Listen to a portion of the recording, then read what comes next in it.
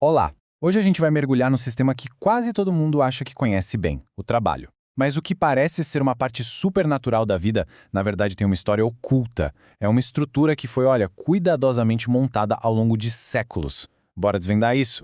E vamos começar com uma pergunta que já vai direto ao ponto. A semana de 40 horas, a gente sempre ouve que foi uma grande conquista, certo? Mas, e se a história for um pouco mais complicada? E se essa estrutura toda não foi feita para libertar ninguém, mas sim para controlar? Um controle sutil, mas muito eficaz. Para a gente entender essa ideia, a gente precisa voltar no tempo. Vamos lá para a Inglaterra séculos atrás. Foi ali que uma mudança silenciosa, quase imperceptível, plantou as sementes da força de trabalho moderna e, de certa forma, reescreveu o futuro de todo mundo. 7 milhões. Guarda esse número, é a quantidade impressionante de acres, de terras comuns, que foram privatizadas na Inglaterra entre 1604 e 1914. Isso aconteceu por meio das chamadas Leis de Cercamento. Não foi uma guerra, não. Foi na base da canetada, uma lei que simplesmente tirou o meio de subsistência de comunidades inteiras. Isso nos leva a um conceito bem crucial: a escravidão salarial. A fonte que a gente analisou argumenta o seguinte: ao forçar as pessoas a saírem da terra, onde elas podiam se sustentar sozinhas, o sistema criou um cenário onde a única opção era vender o próprio tempo por um salário.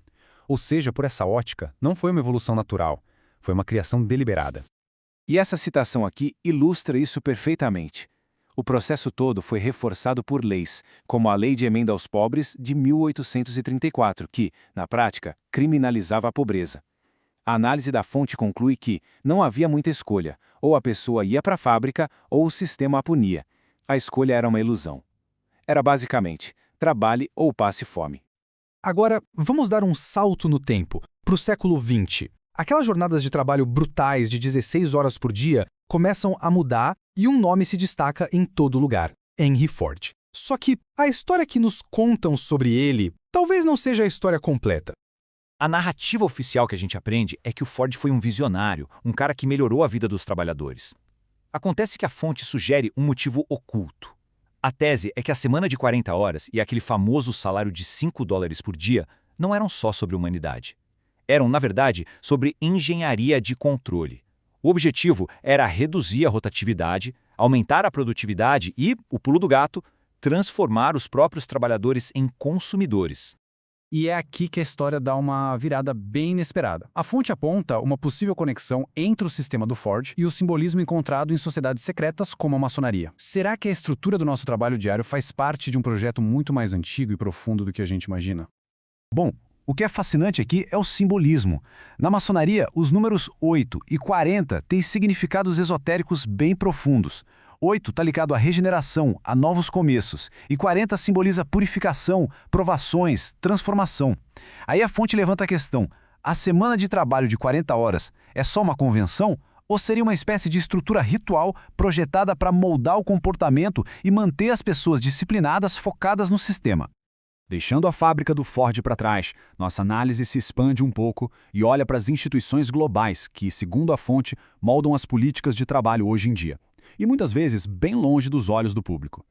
Aqui a gente tem dois nomes de peso: o Fórum Econômico Mundial, com seus encontros anuais em Davos, que tem uma face pública, mas muitos dizem que as decisões reais acontecem a portas fechadas. E depois o Grupo Bilderberg, ainda mais secreto, onde líderes globais se encontram sem imprensa, sem registros oficiais. A fonte sugere que é nesses encontros que a agenda para o futuro do trabalho é definida.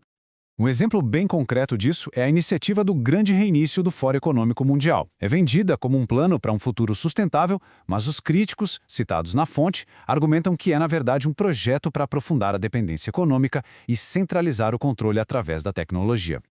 E isso nos traz direto para os dias de hoje. A jaula não é mais feita de cercas ou paredes de fábrica. Agora ela é construída com código, com dados e, cada vez mais, com a nossa própria biologia.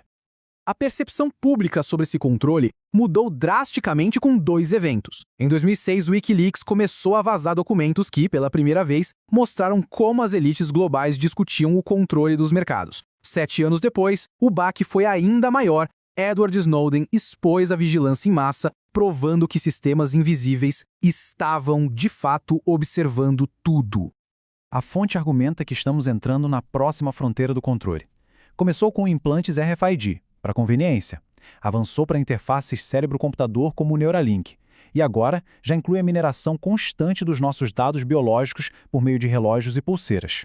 O passo final, segundo essa visão, influenciadores de inteligência artificial que moldam o que a gente pensa e acredita. Pois é, e aqui o ponto crucial é este. Todos esses fios, os cercamentos de terras, as fábricas, as reuniões secretas e a biotecnologia, tudo isso se conecta para formar o que a fonte chama de um sistema único, um circuito fechado de controle. Esse gráfico aqui ilustra perfeitamente essa evolução.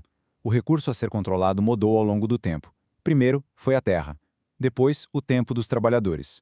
Na era digital, passaram a ser os nossos dados. E agora, o alvo é a nossa própria biologia. E essa linha do tempo aqui resume toda a nossa exploração. A gente vê uma corrente que não se quebra. Começa com o controle físico da Terra, evolui para o controle do tempo, depois para o controle de políticas globais e, finalmente, chega ao controle direto da biologia humana. É a mesma lógica, só que com ferramentas muito mais avançadas. E assim, a gente termina com essa pergunta. A fonte nos apresenta uma narrativa onde os mecanismos de controle estão ficando cada vez mais íntimos, se fundindo com nossos corpos e mentes. Diante dessa trajetória, a questão não é mais como escapar do trabalho, mas sim como preservar a nossa própria humanidade.